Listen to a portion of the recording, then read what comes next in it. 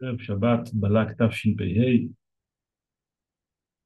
Et bientôt, on commence une période qui s'appelle Bein HaMetzarim, les dimanches, Bezrat Hashem, si ma chère vient, dès aujourd'hui. Alors, on commence la période de Bein HaMetzarim qui commence Shiva Asar de Tammuz et qui termine à Tisha B'Av. Alors, souvent, j'entends certaines personnes qui disent, j'attends que cette période passe, je déteste cette période, pourvu que ça passe vite. Mais en vrai, c'est pas la bonne approche. Perso que dans Megillat Eichadni, Kara Alay Moed, Yishbor Bachurai, Tisha B'Av s'appelle un Moed. Moed, c'est un rendez-vous qu'on a avec Kadosh Baruch Hu. C'est vrai que c'est pas un rendez-vous aussi joyeux que Pessah, Shavuot, Sukkot, mais c'est un rendez-vous avec Kadosh Baruch Hu. Un rendez-vous important, c'est un moment de Hit'alut, c'est un moment où on peut vraiment monter en Torah, monter en Yirat Shamayim. Comme Chazal son Doresh, Kol Dorosha, Isigu Abein HaMetzarim, le pasuk dans Icha. Kol Dorosha, Isigu Metzarim, le chat du pasuk signifie tous ceux qui voulaient atteindre Yerushalayim durant la Bein HaMetzarim ont réussi à le faire. Et Kol Dorosha, Chazal son Doresh, ça parle de la Torah. Tous ceux qui veulent attraper la Torah, tous ceux qui veulent atteindre des niveaux en Torah, ici quoi, Ben HaMetzarim, on peut l'atteindre pendant Ben HaMetzarim. Donc c'est un moment de Hit'alut, c'est un moment où on peut monter et il ne faut pas le gaspiller, ce moment-là. Donc, on va essayer un petit peu de comprendre quelle est la avoda de ces jours-là, quelle est la avoda de Beinam Metzarim. Chazal nous disent, dans les Yerushalmi, que Yerushalmi de Yuma, Kol do she'ino nivna beyamav, ma'alin alav, ki'ilu hu echribo. Toute génération, le Beit HaMikdash n'a pas été construit.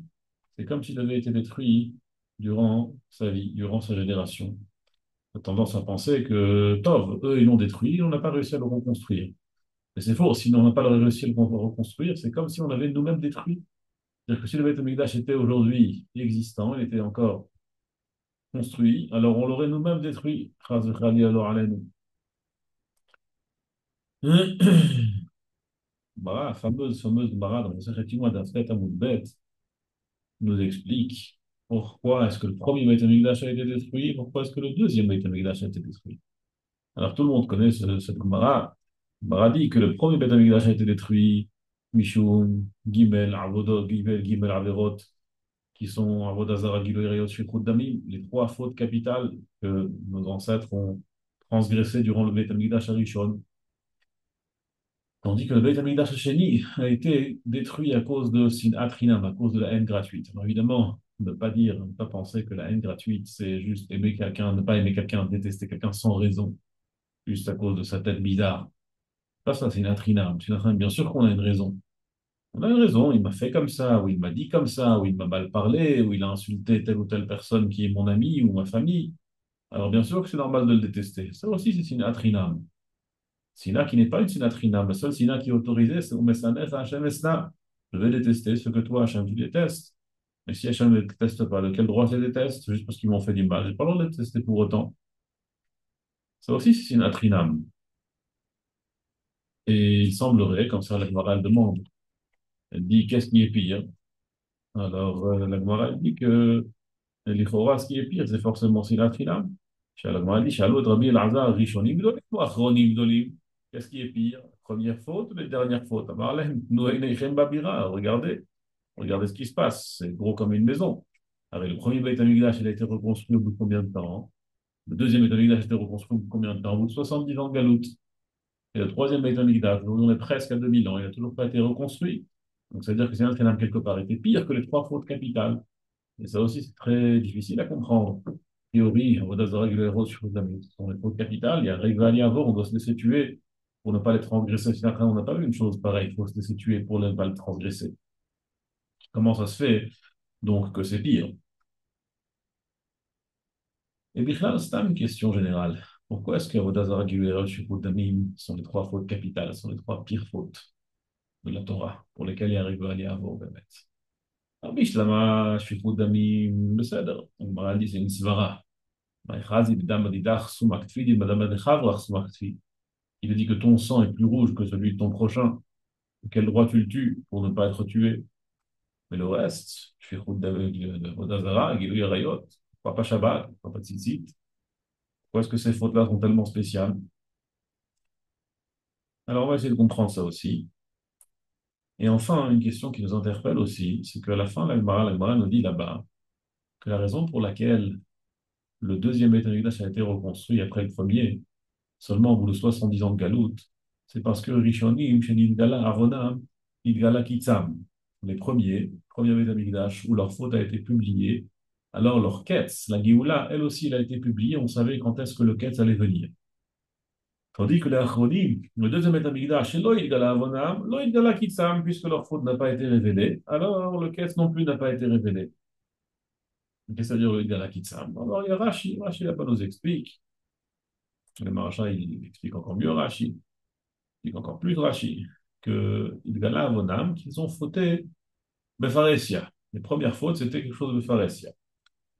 Et donc, Idgala Kitzam, alors là aussi, le caisse, il a été Idgalé. Pourquoi? Parce qu'ils ont pu faire tchouva dessus. Tandis que Acharonim, Idgala Avonam, ils ont fait Basseter, ils ont fait en cachette. Ah, s'ils ont fait pas de cachette, c'est encore pire. Pourquoi est-ce que c'est encore pire? À l'instar de la fameuse Maradam Babakama qui nous dit pourquoi est-ce que c'est pire de voler la nuit sans que personne nous voit plutôt qu'un gazlan qui vole de force en arrachant le sac de quelqu'un? Dit la Gemara, parce que celui qui vole la nuit, il montre qu'il a plus peur des gens que d'Hachem, tandis que celui qui arrache un sac, il montre qu'il a au moins aussi peur d'Hachem que des gens.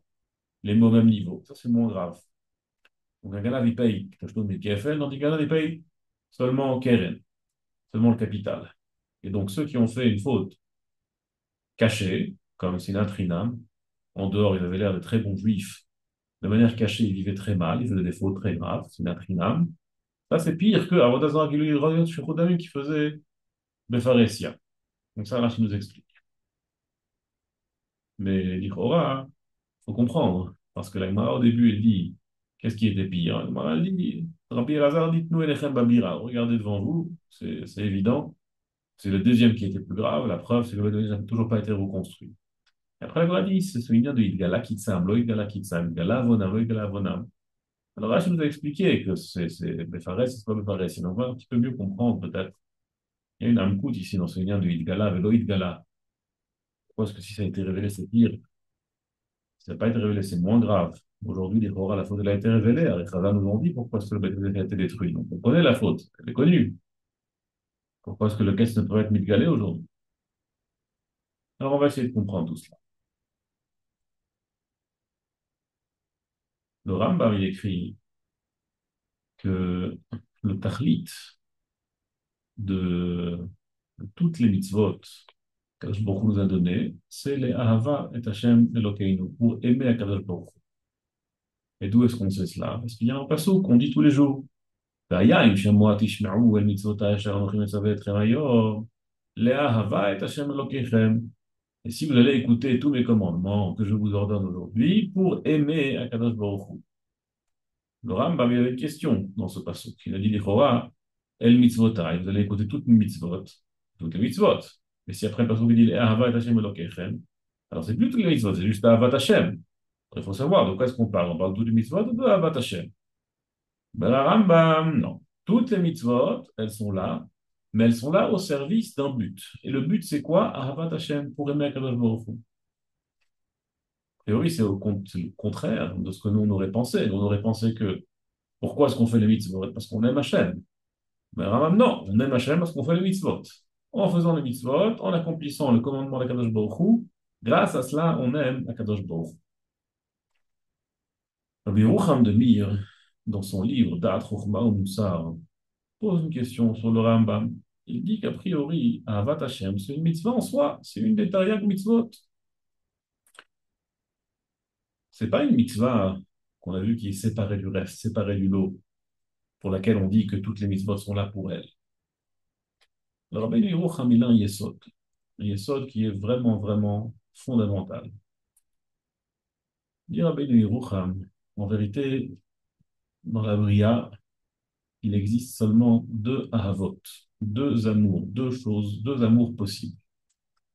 Il y a l'amour de soi et l'amour d'Akadosh Baruch Hu. Tout le reste, c'est soit un dérivé de l'amour de soi, soit un dérivé de l'amour d'Akadosh Baruch Hu. Même une ahava, même un amour qu'il y a entre deux personnes, une amitié ou un couple, C'est soit parce que je m'aime moi, donc la personne en face de moi, le conjoint, me fait du bien à X ou Y niveau, et donc ça m'intéresse, donc je l'aime à cause de ça, mais en vérité je m'aime moi.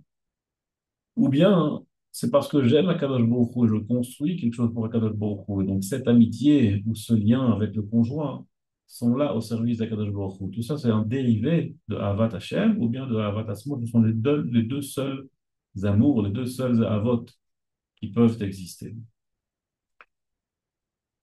Et en vérité, plus on fait des mitzvot, plus on établit chez nous l'amour d'Akadosh Baruch Hu.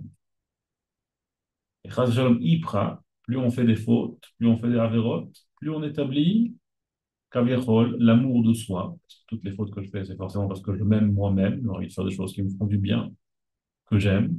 Donc forcément, c'est parce que j'aime ma personne. Font en sorte, donc, toutes ces actions font en sorte que j'aime moins Kadosh Baruch Hu et j'aime plus ma personne et il n'y a pas de place pour les deux. C'est soit l'un, soit l'autre. Plus il y a de l'amour d'Akadosh Baruch Hu, moins il y a de l'amour pour soi. Plus il y a de l'amour pour soi, moins il y a de l'amour pour Akadosh Baruch Hu. Alors attention, quand je dis amour pour soi, ça ne veut pas dire qu'il faut se dévaloriser, il faut penser que je ne vaux rien. Au contraire, on est là pour Gadluta Adam. Gadluta Adam, c'est quelque chose de très élevé, de très positif, d'avoir une bonne vue de soi, d'un tiyer rachat b'fina smecha, on sait qu'on est rachat, mais il ne faut pas s'aimer au point de fauter, il ne faut pas s'aimer au point de faire des choses qui sont à l'encontre de la volonté d'Akadosh Baruch Hu. Ça, c'est une mauvaise chose, une mauvaise approche qui dérive directement de l'amour, du trop d'amour de soi. Et si on veut faire une parabole à, à ces deux amours, imaginons deux arbres, dit Rabbi Yehoram. Deux arbres qui donnent des fruits. L'un donne des fruits très bons, l'autre donne des fruits empoisonnés. En vrai, la qualité des fruits, elle est déjà dans la racine de l'arbre. Sauf que dans la racine, on ne la voit pas. Dans la racine, on a beaucoup de mal à voir est-ce que les fruits que l'arbre va donner seront des bons fruits ou ne seront pas des bons fruits. Plus on s'approche du fruit, le, on s'approche du tronc, après les branches, les feuilles, plus on pourra reconnaître est-ce que les fruits de cet arbre sont des bons fruits ou pas des bons fruits. Et alors, quand on arrive aux fruits, alors là, c'est évident, c'est flagrant. Ainsi, dans, dans les avérotes, il y a des avérotes où c'est plus clair, il y a des avérotes où c'est moins clair, il y a des mitzvot où c'est plus clair, il y a des mitzvot où c'est moins clair. Il y a des mitzvot que lorsque je fais pour Akadosh Baruch Hu, comme par exemple Kriyat Shema, je me kabel alay ol malchut shamayim, et je suis me kabel alay de moser nafshi pour Akadosh Baruch Hu. Là, la Avad Hashem, elle est flagrante. Il y a d'autres mitzvot, ou peut-être c'est un petit peu moins flagrant. Les Gimel Averot, il y a Rega, il y a Avor, les Gimel Averot, les trois Averot, les Bnei Israël ont fauté durant le premier Beit HaMikdash, sont l'expression la plus ultime de l'amour de soi. Si quelqu'un tue quelqu'un d'autre parce qu'il en a envie, alors c'est le plus grand amour de soi. Je m'aime tellement que parce que j'ai envie de tuer quelqu'un, je suis prêt à le tuer par amour pour moi. Il n'y a pas un amour pour de soi plus grand que cela. Ainsi, à Vodazara, il faut savoir que Vodazara, c'est pas Vodazara comme on pense, que Stam, quelqu'un il a pris un petit bout de métal, il a dit, ah voilà, ça c'est la divinité que je vais servir à partir de maintenant. Non. Il y avait le Remarchava derrière, qu'il y a des Malachim, qu'il y a des Sarim, qu'il y a des Kochavim, des Mazalot qui ont une certaine influence. C'est vrai qu'ils ont une influence. Mais nous, on est Mahamin, que toute cette influence, elle vient d'Akadosh Baruch Hu. Et donc, on doit directement s'adresser à Akadosh Baruch Hu. Mais tous ces gens-là qui veulent, pour leur propre désir, pour leur propre volonté, plier la création, faire plier la création et atteindre directement les malachim pour pouvoir atteindre leurs envies et leurs besoins. Là aussi, c'est par un grand égoïsme, juste parce qu'ils s'aiment eux-mêmes, parce qu'ils veulent que la création vienne leur servir. Et ainsi, Gilou Yarayot, les gens sont prêts à faire les pires abominations, détruire des familles, détruire leur propre famille, juste pour leurs désirs et leurs pulsions. Et ça aussi, c'est le plus grand amour de soi. Et donc, ces trois avérotes, ces trois fautes-là sont très, très proches du mauvais fruit qui est celui de l'amour de soi, du trop d'amour de soi, qui est à l'encontre de l'amour d'Akadosh Baruch. Ça, c'était Migdash Rishon. Nidgala Avonam, Nidgala Kitsam. Leur faute a été explicite, alors leur quête, leur Géoula, elle aussi, a été explicite, et on a vu qu'à bout de 270 ans, Donc là, Israël est revenu à l'Admato. Certes, ce n'était pas aussi bien que la première fois, pas aussi bien que le premier Beit HaMikdash, mais il y avait un Beit HaMikdash, ils étaient là, ils sont revenus en Eretz Israël. Le deuxième Beit HaMikdash, l'on Nidgala Avonam, leur faute n'a pas été révélée. C'est des gens qui étaient Ovdei Hashem, qui faisaient la tfila 3 fois par jour le minyan, qui allaient au kollel, qui écoutaient des shiurim, qui donnaient des shiurim, des chachamim, qui faisaient toutes les mitzvot. Petit problème, il y avait sinat chinam. Sinat chinam, la haine vis-à-vis de l'autre. La haine vis-à-vis de l'autre, en vérité, ce n'est pas seulement l'expression la plus ultime de l'amour de soi, mais c'est déjà le fruit lui-même. C'est-à-dire que ces gens-là, même si Bémet, ils étudiaient, ils faisaient tout ce qu'il faut, mais au final, quand on voit qu'il y a une sinat chinam, c'est que forcément, il y a un vrai problème ici, puisque c'est le fruit ultime, c'est le fruit déjà. On n'est pas dans la branche. On n'est plus dans la branche d'Avodazara Giluerot Shukrodanim, ou dans la feuille d'Avodazara Giluerot Shukrodanim qui sont très proches du fruit de l'amour de soi. Là, on est déjà dans le fruit lui-même de l'amour de soi, parce que haïr quelqu'un d'autre, c'est l'expression directe de s'aimer soi-même. Si je haïs quelqu'un, c'est parce que je m'aime moi-même, forcément. Je ne peux pas haïr si je ne m'aime pas moi-même. Tellement je m'aime que j'haïs mon autrui, que j'haïs mon prochain, que je hais mon prochain. Et donc, même si toutes les actions étaient sur le papier parfaites, c'est que forcément il y avait ici un problème dans la force motrice de toutes ces bonnes actions, de toutes ces bonnes mitzvot, de toute ce limud Torah qu'il y avait. Et la preuve, c'est que le fruit lui-même était un fruit pasoul parce qu'il y avait de la sinat chinam, il y avait de la haine vis-à-vis d'autrui. Et Mimeil était à se poser la question, qu'est-ce qu'ils ont fait? Tout ce qu'ils ont fait, c'était à cause de quoi? Pourquoi? Puisqu'on voit qu'il y avait encore sinat chinam. Donc forcément, ça venait pas par amour pour Akadosh Baruch Hu, et ça n'amenait pas à l'amour d'Akadosh Baruch Hu. Et nous aussi, malheureusement, quand on se pose la question, pourquoi est-ce que je vais à la tfila, pourquoi est-ce que j'étudie, pourquoi est-ce que je fais tout ce que je fais, là aussi, on doit se poser la question, est-ce que Béhémet, je le fais pour aimer Akadosh Baruch Hu, ou parce que je m'aime moi-même, et donc pour X ou Y raison, je dois faire tout ce que je fais. Et si on voit qu'il y a de la sinat rina entre nous, c'est que forcément il y a un gamme dans nos actions. C'est que forcément il y a quelque chose qui n'est pas bon. Et c'est que forcément qu'on doit être metaken, cet aspect que dans nos actions, que nos actions soient là pour mieux aimer Akadosh Baruch Hu et pour moins s'aimer soi-même au point où on est prêt, chas v'shalom, à haïr son prochain. Donc ça, il dit le Chorot HaLevavot, שיחשב עם נפשו על מה ששקע בה מאהבת העולם הזה והגברת אהבותיה על אהבת העולם הבא. Il faut calculer avec son âme, dans, là où il s'est englouti, d'aimer ce monde-ci plutôt que le monde futur. Et si, ben, on voit qu'il y a sinat rinam, c'est que forcément il y a trop de ahavat atzmo. Et ça, c'est l'onid gala avonam. Leur faute n'a pas été révélée parce qu'on ne voyait pas de faute. On ne voyait pas de faute, tout était parfait sur le papier. En apparence, tout était parfait. Ah, il y avait juste un peu de sinat rinam. Mais sinat rinam, c'est la preuve ultime que tout ce qu'il faisait n'était pas autour de ahavat akadosh baruch Hu.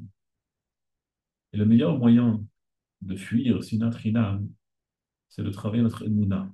Aleph, c'est Emouna. Première lettre de l'alphabet, c'est Aleph, c'est Emouna. C'est d'abord une Emouna, que tout ce qui se passe dans le monde, petites choses ou grandes choses, c'est uniquement la main d'Akadosh Baruch Hu, c'est uniquement Akadosh Baruch Hu qui me l'a causé et qui a fait en sorte que ce soit fait comme ça.